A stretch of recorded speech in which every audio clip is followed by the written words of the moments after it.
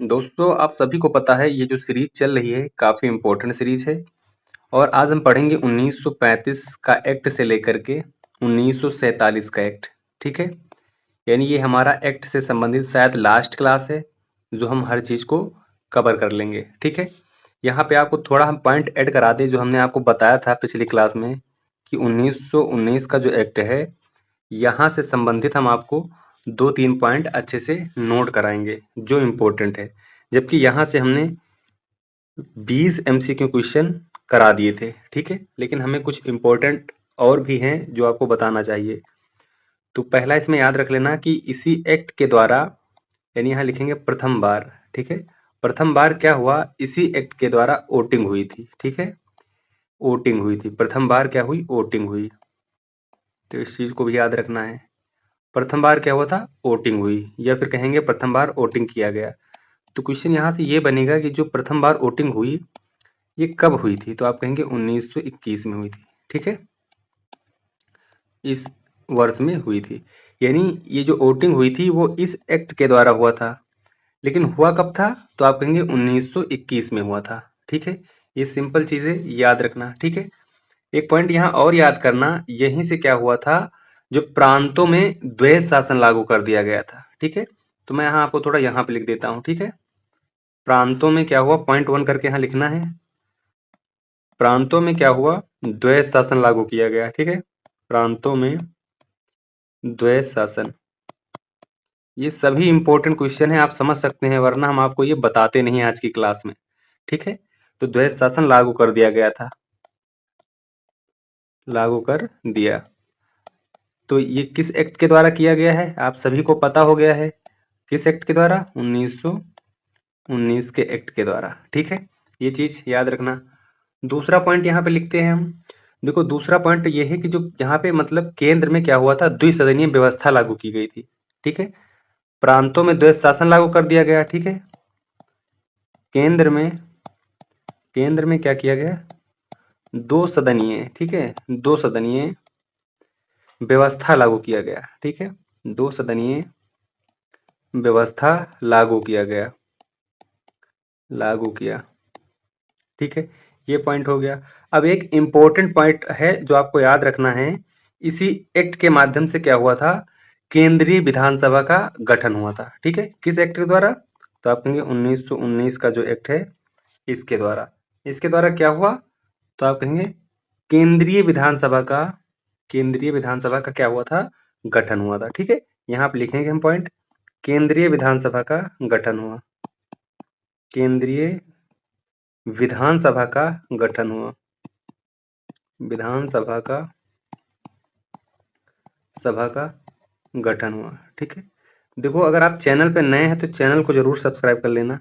ये क्लास मैं रात को 1:08 पर रिकॉर्ड कर रहा हूँ, तो आप समझ सकते हैं बहुत मेहनत लगती है क्लास को रिकॉर्ड करने में, उसे कंप्लीट करने में और फिर उसे आप लोगों तक पहुंचाने में। ठीक है, तो अगर आपको चीजें समझ में आ रही हैं तो जरूर सब्सक्राइब करना। ठीक है, तो क्या किया गया, इस एक्ट के द्वारा 1919 का जो एक्ट है भारत शासन अधिनियम, इसके द्वारा केंद्रीय विधानसभा का गठन किया गया। ठीक है, अब सवाल बनेगा इसमें कुल जो सदस्य थे कितने थे, तो हम क्या कहेंगे, कुल सदस्य।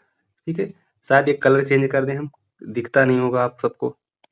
ठीक है, कलर चेंज करके हम व्हाइट करते हैं यहाँ पे। ठीक है, तो कुल सदस्य यहाँ पूछ रहा है।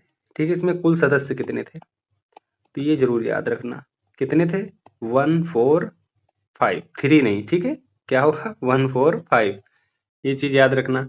अब यहीं से हम समझेंगे ये जो 145 मैंने आपको बताया था, इनमें से 104 सदस्य, 104 सदस्य क्या थे, निर्वाचित होते थे। ठीक है, निर्वाचित, ये याद रखना, कितने सदस्य, 104 सदस्य होते थे। ठीक है, उसके बाद जो 41 सदस्य होते थे, कितने, तो हम कहेंगे 41 सदस्य। ठीक है, वो क्या होते थे, यहाँ पे लिखता हूँ 41 सदस्य।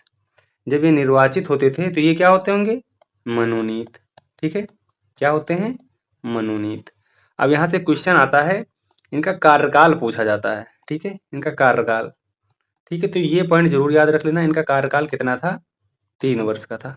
ठीक है, कितना था, तो आप कहेंगे 3 वर्ष का। ये चीज जरूर याद रख लेना, क्योंकि एग्जाम में पूछा गया है अच्छे से। ठीक है, तो यहाँ जो 1919 का एक्ट था ये कंप्लीट हुआ।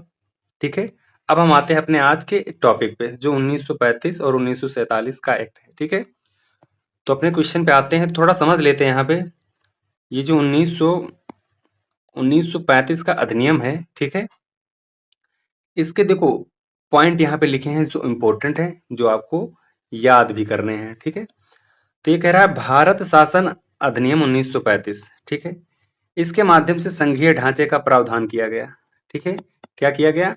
तो आप कहेंगे संघीय ढांचे का प्रावधान किया गया। ठीक है, ये इंपॉर्टेंट क्वेश्चन है, याद रख लेना। फिर प्रांतीय स्वायत्तता की शुरुआत हुई थी। ठीक है, कहाँ? इसी एक्ट के द्वारा 1935। केंद्र में द्वैत शासन का प्रावधान हुआ, किसके? 1935 के द्वारा। ठीक है, ये चीज अच्छे से याद रखना, बहुत अच्छी तरीके से। अब चलिए हम अपने क्वेश्चन पे चलते हैं, जो अपना क्वेश्चन है, और क्वेश्चन को अच्छे से सॉल्व करते हैं और चीजों को अच्छे से समझते हुए चलेंगे, हर एक क्वेश्चन को, हर एक आंसर को। ठीक है, पहला क्वेश्चन आपका जो बहुत ध्यान से पढ़ना है और इसका आंसर भी देना है आपको साथ में। 1935 के अधिनियम के संदर्भ में निम्नलिखित कथनों पर विचार कीजिए। ठीक है, पहला क्या है? इसने भारत में संघीय ढांचे का प्रावधान किया। तो क्या ये बात सही है? किसने? 1935 के एक्ट ने, इसने भारत में संघीय ढांचे का प्रावधान किया? तो आप कहेंगे बिल्कुल किया। ठीक है, क्या इसने किया था? इसलिए आपका ऑप्शन पहला सही है। दूसरा, यह संघ पूर्ण रूप से लागू हो गया था। यह संघ पूर्ण रूप से लागू हो गया था? तो आप कहेंगे जी बिल्कुल। इसमें प्रांतों को स्वायत्तता दी गई? हाँ, अभी अभी आपको मैंने ये बताया है। ठीक है, यानी ऑप्शन डी सही है, 1 2 3 सारे। ठीक है, चलिए अगला क्वेश्चन देखते हैं। देखो हर क्वेश्चन को मैंने बहुत अच्छे से लेके आया है छाट करके। ठीक है, दूसरा क्वेश्चन, 1935 के अधिनियम के तहत प्रोविंशियल ऑटोनॉमी का अर्थ क्या था?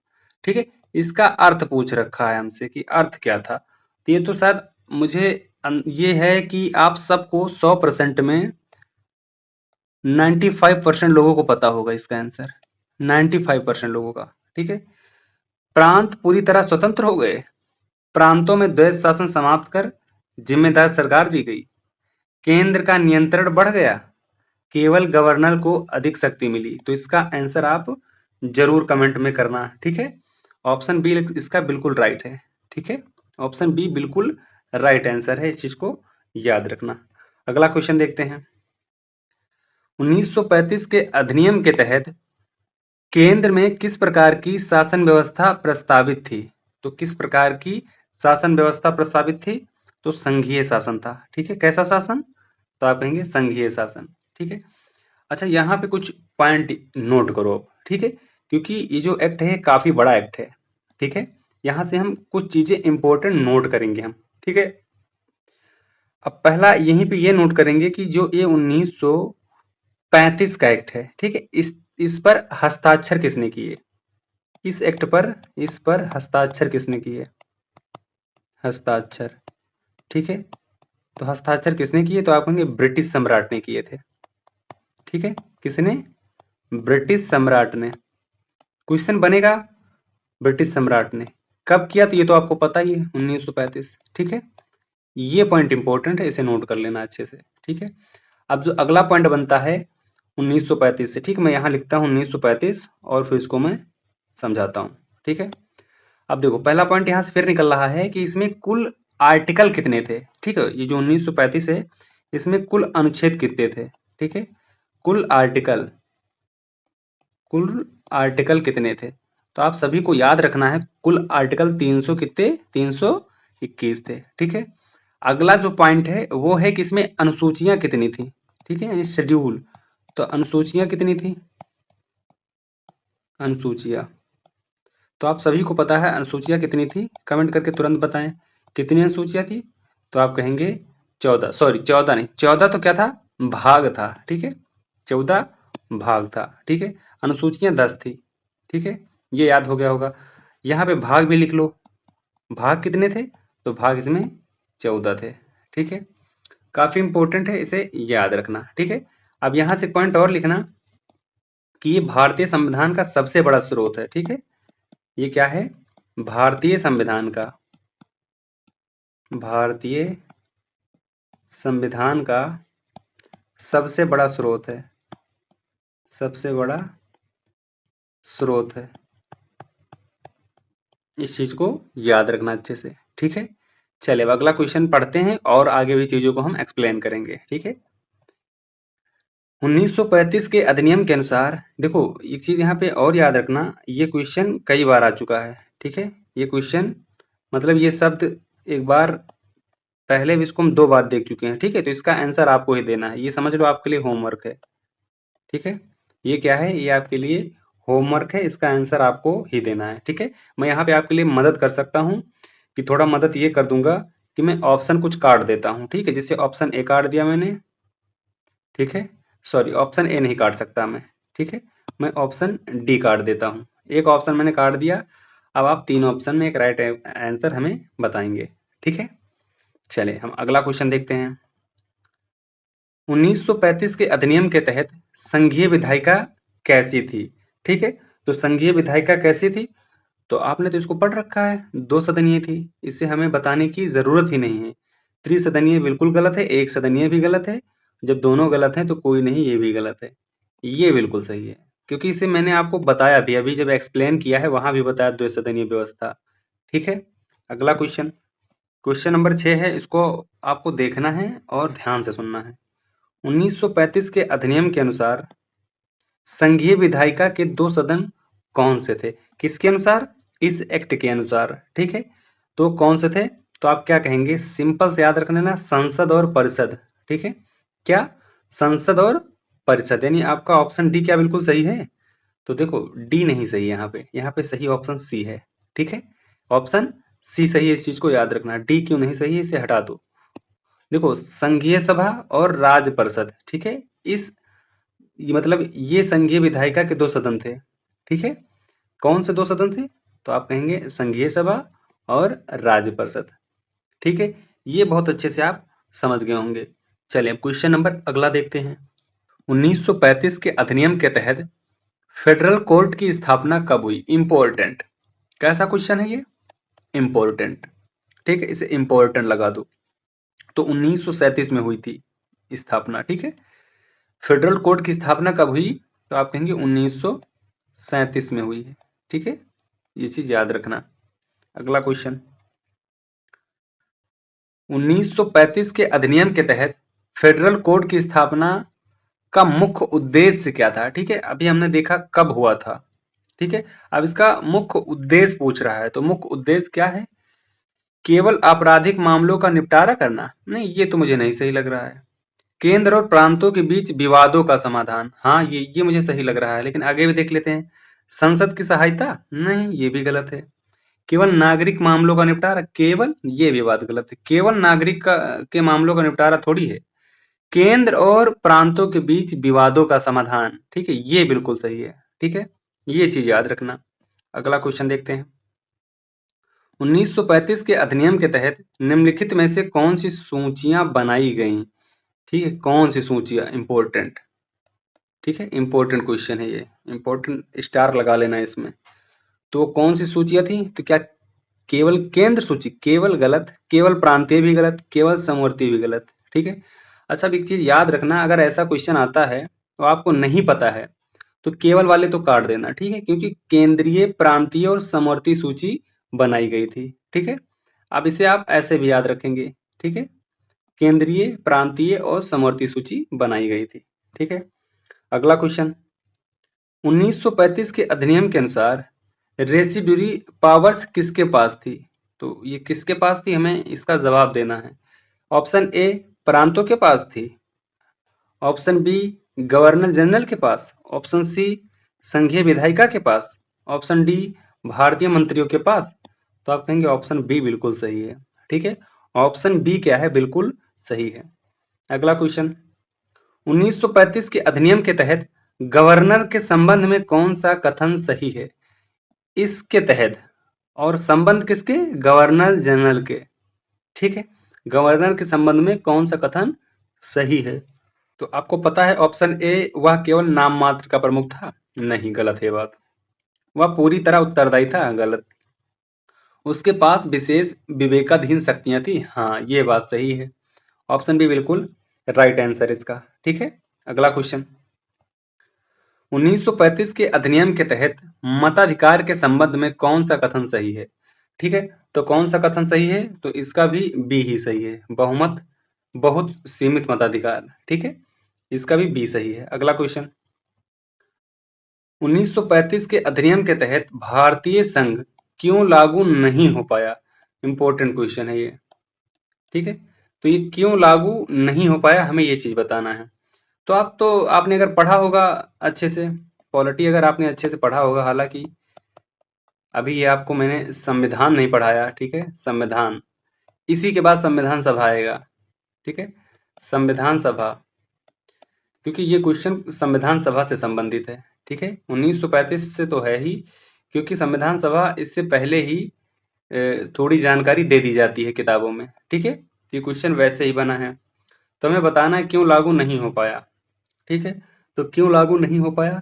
देशी रियासतों की अनिच्छा के कारण, यानी देशी रियासत जो थे इन्हीं के कारण लागू नहीं हो पाया। ठीक है, देखो एक चीज यहाँ पे और कहना है सभी लोगों से कि देखो अगर आपको इनकी थ्योरी क्लास चाहिए, ठीक है, थ्योरी, देखो ये एमसीक्यू विद थ्योरी है। ठीक है, एमसीक्यू प्लस पीवाईक्यू, ठीक है, पीवाईक्यू प्लस थ्योरी है। ठीक है, इन चीजों को ध्यान में रखते हुए क्लास को हम तैयार करते हैं। ठीक है, तो एमसीक्यू भी मिलेंगे आपको, अभी ये न्यू मॉडल पे। ठीक है, यानी न्यू होते हैं एमसीक्यू, ऐसा नहीं कि कहीं से कॉपी पेस्ट हो। हाँ, ये पीवाईक्यू होते हैं, जो आए हुए क्वेश्चन होते हैं। ठीक है, उसके बाद थ्योरी भी आपको मिलती है बहुत अच्छे से। तो अगर आप कहें तो मैं इसी सब्जेक्ट का एक नई प्लेलिस्ट स्टार्ट करूं जिसमें हम थ्योरी से उसको पूरा पढ़ाएं, ताकि आप एसएससी की कोई भी जॉब हो, एसएससी की कोई भी जॉब, हर जॉब के लिए परफेक्ट क्लास बन जाए, वो प्ले लिस्ट बन जाए वो। ठीक है, तो इसके लिए आप कमेंट करना। ठीक है, क्या करेंगे, आपको कमेंट करना है। देखो अभी 660 के आसपास सब्सक्राइबर हैं। ठीक है, तो मैं मान के चलता हूँ अगर 100 लोगों का भी आ गया कमेंट मेरे पास, ठीक है, तो मैं ये क्लास स्टार्ट कर दूंगा। चलो क्वेश्चन नंबर हम अगला देखते हैं। 1935 के अधिनियम के तहत किस संस्था की स्थापना का प्रावधान किया गया था? लो, बहुत इंपॉर्टेंट क्वेश्चन है। किस संस्था का बात कर रहा है? आपको पता है आरबीआई। ठीक है, यूपीएससी गलत है, ये भी गलत है, इलेक्शन कमीशन गलत है, ठीक, प्लानिंग कमीशन भी गलत है, ऑप्शन ए बिल्कुल सही है। ठीक है, चलो अगला क्वेश्चन देख लेते हैं। 1935 के अधिनियम का भारतीय संविधान पर क्या प्रभाव पड़ा? तो भारतीय संविधान पर जो प्रभाव पड़ा था, कोई प्रभाव नहीं, नहीं ये गलत है, प्रभाव तो पड़ा था। ठीक है, केवल न्यायपालिका प्रभावित हुई थी, नहीं ये भी बात गलत है, क्योंकि अधिकांश प्रावधान भारतीय संविधान का आधार बने थे। ठीक है, ये ऑप्शन भी याद रखना, ये इंपॉर्टेंट है। ठीक है, अगला क्वेश्चन। अब देखो ये हम तुमको समझा दे अच्छे से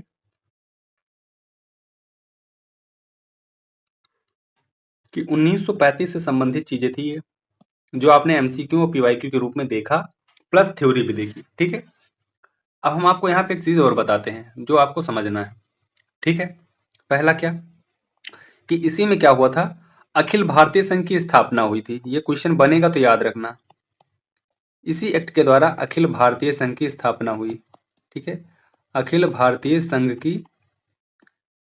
की क्या हुई, स्थापना हुई। ठीक है, ये पॉइंट याद करना, स्थापना हुई।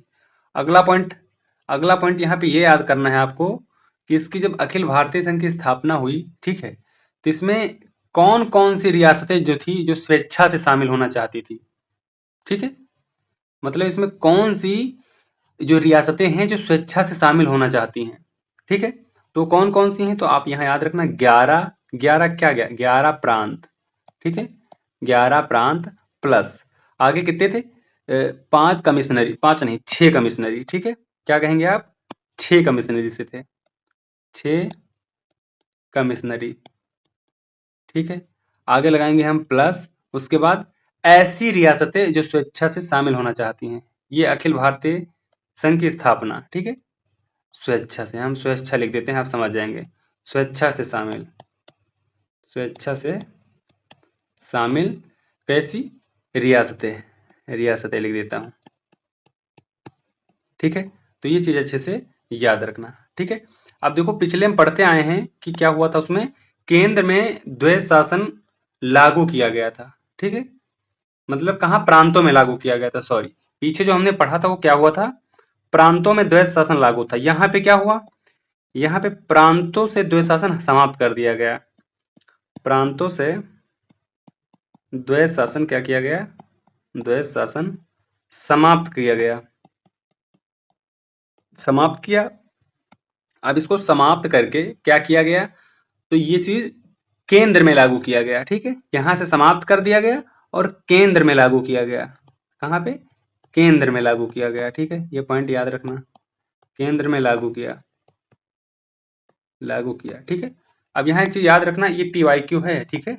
ये क्या है, पीवाईक्यू है, ये पूछा हुआ क्वेश्चन है, यहाँ पे कोई शक नहीं करना है आपको, ठीक है। ये पीवाईक्यू है, इस चीज को याद रखना। अब इतनी चीजें आपको समझ में आ गई, ठीक है। अब यहाँ पॉइंट और लिख लेना यहाँ पे अच्छे से, कि इसमें क्या हुआ था, संघीय न्यायालय की भी बनाया गया था इसी के माध्यम से। इसके माध्यम से क्या हुआ, संघीय न्यायालय भी बनाया गया, ठीक है। संघीय न्यायालय, देखो ये सब इंपॉर्टेंट पॉइंट है, इसलिए मैं आपको लास्ट में लिखा रहा हूँ, ठीक है। बनाया गया था, कब बनाया गया था ये जरूर याद रखना। अभी अभी इसका आपने आंसर भी दिया है, कितना दिया था, तो आपने 1937 दिया था, ठीक है। बस आगे जोड़ना है आपको 1 अक्टूबर, ठीक है, 1 अक्टूबर 1937 में, ठीक है। और कहाँ बनाया गया था, तो ये भी क्वेश्चन बनेगा, तो आप कह देना दिल्ली में। कहाँ, दिल्ली में, ठीक है। दिल्ली में बनाया गया था, ये चीज याद रखना। अब पूछा जाएगा कि इसमें मुख्य न्यायाधीश कौन थे, मुख्य न्यायाधीश, ठीक है। मुख्य लिख देते हैं, आप समझ जाना, ठीक है। तो जो मुख्य न्यायाधीश थे ये सभी को पता है, मोरिस गेयर थे, ठीक है। मोरिस, मोरिस हो गया, गेवेर है, ठीक है, ये थे। अब इसमें ये चीज याद रखना है कि इसमें और भी सदस्य थे, ठीक है। तो जो और सदस्य थे वो कितने थे, 6 सदस्य थे, ठीक है।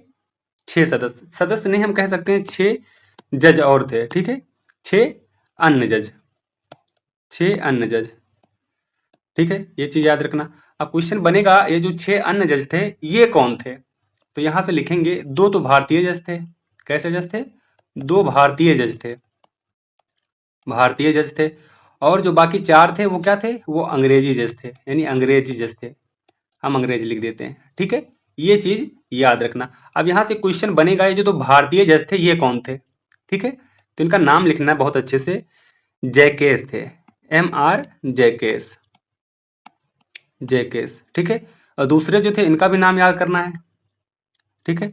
तो पहले कौन हो गए, MR जैकेस, और दूसरे जो थे वो शाह मोहम्मद सुलेमान थे, ठीक है। कौन थे, शाह मोहम्मद, शाह मोहम्मद सुलेमान, ठीक है, सुलेमान थे, ठीक है। ये चीज इतना समझ में आ गया।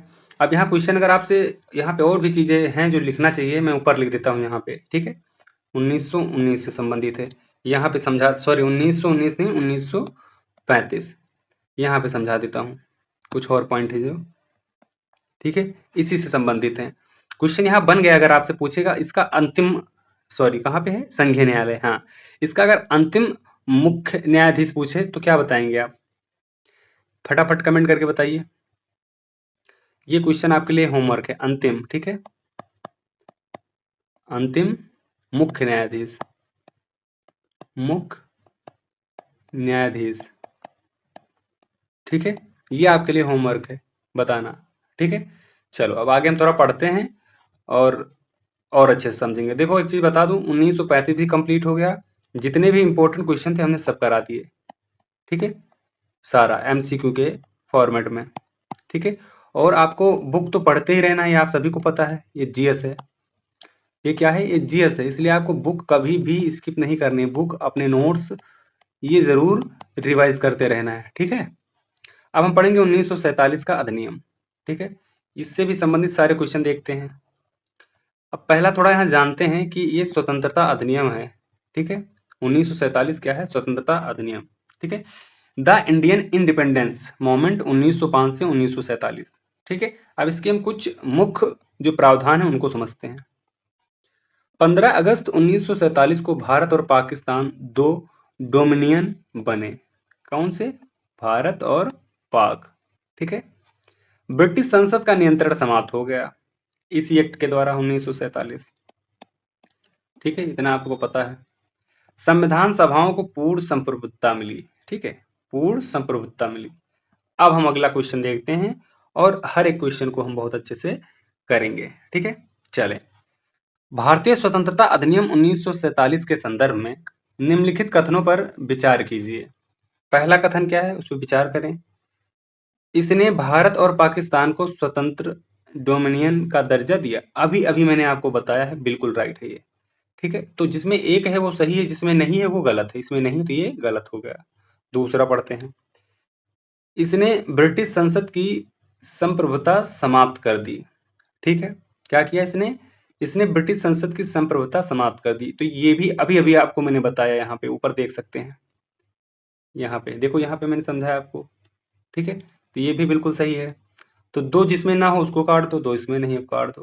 देखो ऐसे ही ऑप्शन से खेलते हैं, ठीक है। अगला पढ़ते हैं।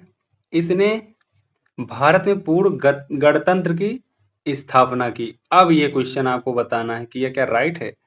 तो आप कहेंगे नहीं भाई, ये इसने भारत में पूर्ण गणतंत्र की स्थापना की, ये बात नहीं समझ में आई मुझे। ये बात क्या है, मुझे नहीं समझ में आई। तो ऑप्शन ए बिल्कुल सही, एक और दो, ठीक है। हालांकि अगर आपको इस पॉइंट से संबंधित कोई डाउट है, ठीक है, तो आप जरा इसे करेक्ट करना। करेक्ट करने का मतलब आप इसे रिसर्च करना, क्योंकि आपके मन में आया होगा इसने भारत में पूर्ण गणतंत्र की स्थापना की, जबकि ऐसा नहीं है, ठीक है। अगला क्वेश्चन देखते हैं। भारतीय स्वतंत्रता अधिनियम 1947 कब पारित हुआ, ठीक है। तो ये कब पारित हुआ था, तो देखो ये इंपॉर्टेंट, बहुत सारे लोग 15 अगस्त 1947 लगाएंगे, बहुत सारे लोग पक्का है लगाएंगे। लेकिन यहाँ पे बात हो रही है भारतीय स्वतंत्रता अधिनियम की, ये कब पारित हुआ था। तो ये 18 जुलाई 1947 को पारित हुआ था, ठीक है। पक्का बता रहा हूँ, यहाँ 90% लोग आएंगे इस ऑप्शन के पास, यहाँ सिर्फ 10% आएंगे, पक्का। आप कमेंट करके देख लेना, 100 कमेंट में मैं सबकी कमेंट देखूंगा।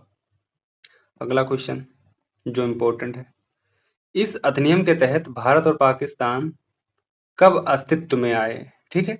तो कब अस्तित्व में आए हमें ये बताना है। तो ये बताने के लिए आपको अच्छे से पता है 15 अगस्त 1947 को आए थे, ठीक है। क्या चीज कहेंगे आप, 15 अगस्त 1947 को, ठीक है। ये चीज अच्छे से याद रखना।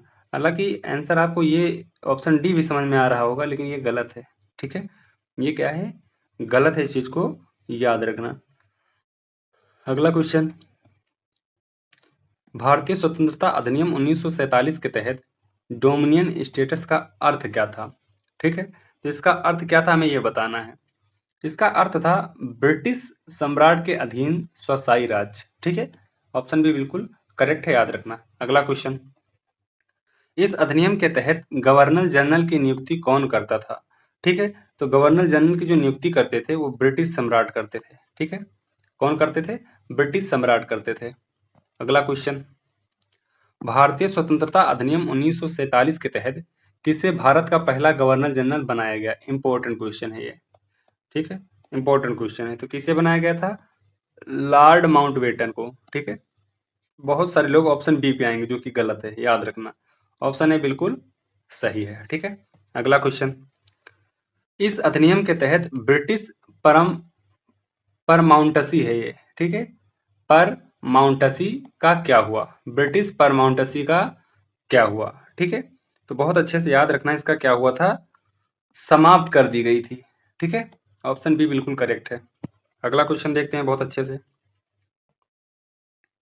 भारतीय स्वतंत्रता अधिनियम 1947 के तहत देसी रियासतों के संबंध में कौन सा कथन सही है। किसके, देसी रियासतों के संबंध में। तो उन्हें स्वतंत्र रहने या किसी डोमिनियन में शामिल होने का विकल्प दिया गया, बिल्कुल सही है। हमारा ऑप्शन बी बिल्कुल सही है। अगला क्वेश्चन देख लेते हैं। इस अधिनियम के तहत संविधान सभा की भूमिका क्या थी, ठीक है। इसके तहत संविधान सभा की भूमिका क्या थी हमें ये बताना है। तो इसमें बताना जैसा कुछ नहीं है, कानून बनाना और संविधान बनाना, ठीक है, ये इंपॉर्टेंट है। अगला क्वेश्चन, भारतीय स्वतंत्रता अधिनियम 1947 के तहत कौन सा प्रावधान किया गया था, ठीक है। देखो प्रावधान बहुत से किए गए, ठीक है, लेकिन इसमें पूछ रहा है 1947 के तहत।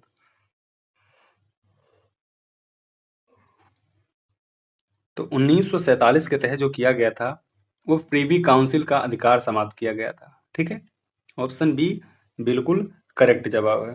अगला क्वेश्चन,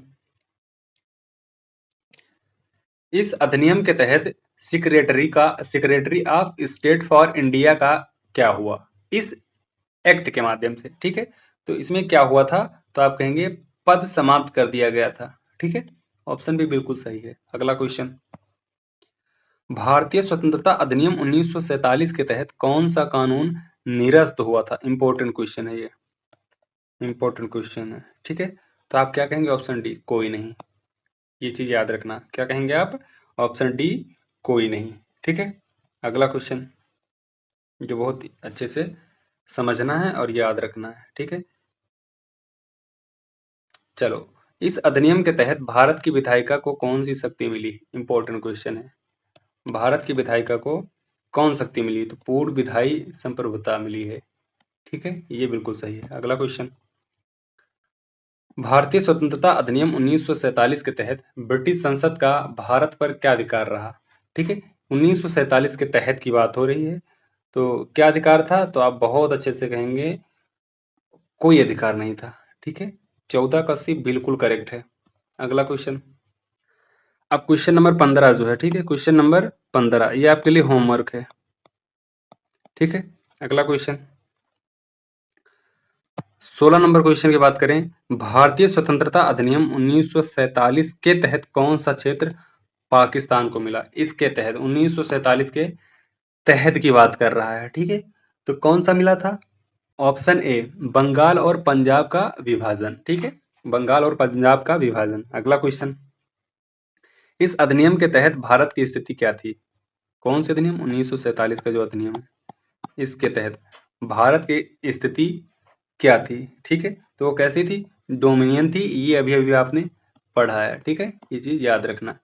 अगला क्वेश्चन, इस अधिनियम के तहत किसे संविधान बनाने का अधिकार मिला? किस अधिनियम के तहत? 1947 के तहत। ठीक है, तो किसे मिला था? तो आप कहेंगे भारतीय संविधान सभा को। ठीक है, किसे मिला? तो आप कहेंगे भारतीय संविधान सभा को। ठीक है, अब अगले क्वेश्चन की बात करते हैं, भारतीय स्वतंत्रता अधिनियम 1947 के तहत न्यायिक अपील की अंतिम संस्था कौन सी रही है? न्यायिक अपील की। ठीक है, तो जो न्यायिक अपील की आखिरी संस्था है वो कौन सी है? कोई नहीं, यानी ऑप्शन डी बिल्कुल सही है। ठीक है, ऑप्शन डी क्या है? बिल्कुल सही है। ठीक है, अगला क्वेश्चन, इस अधिनियम के तहत भारत के संविधान लागू होने तक कौन सा अधिनियम लागू रहा है? ठीक है, तो कौन सा अधिनियम है जो लागू रहा है? तो वो 1935 का अधिनियम है, ये लागू रहा है। ठीक है, अगला क्वेश्चन, देखो कितने क्वेश्चन हाँ आपके कंप्लीट हो गए। टोटल आपको मैंने 40 क्वेश्चन तो मैंने कराए ही कराए, इसमें कोई शक नहीं है। ठीक है, 40 क्वेश्चन कैसे थे? जो मैंने कराया 40 क्वेश्चन, इसमें कोई डाउट नहीं 40 क्वेश्चन में। ठीक है, उसके बाद जो मैंने हर एक एक्ट का यानी 2 एक्ट पढ़ाए हैं, हर एक एक्ट से हम कम से कम आपको 10 जो है फैक्ट दे चुके हैं। तो 2 से कितने दिए? आप कहेंगे 20, क्योंकि हमने आपको 2 एक्ट पढ़ाए। ठीक है, तो 40 और 20 यानी आपने 60 नंबर का क्वेश्चन अटेम्प्ट किया। अब आपके कितने सही हैं और कितने गलत, कमेंट करके जरूर बताएं। बताना कितने में है, तो टोटल कितने क्वेश्चन थे उसमें बताना है। ठीक है, टोटल कितने थे? 40। तो ये चीज आपको समझ में आ गई होगी अच्छे से। ठीक है, तो आप सभी का धन्यवाद। चलिए मिलते हैं हम अगली क्लास में। अभी के लिए जय हिंद, जय भारत।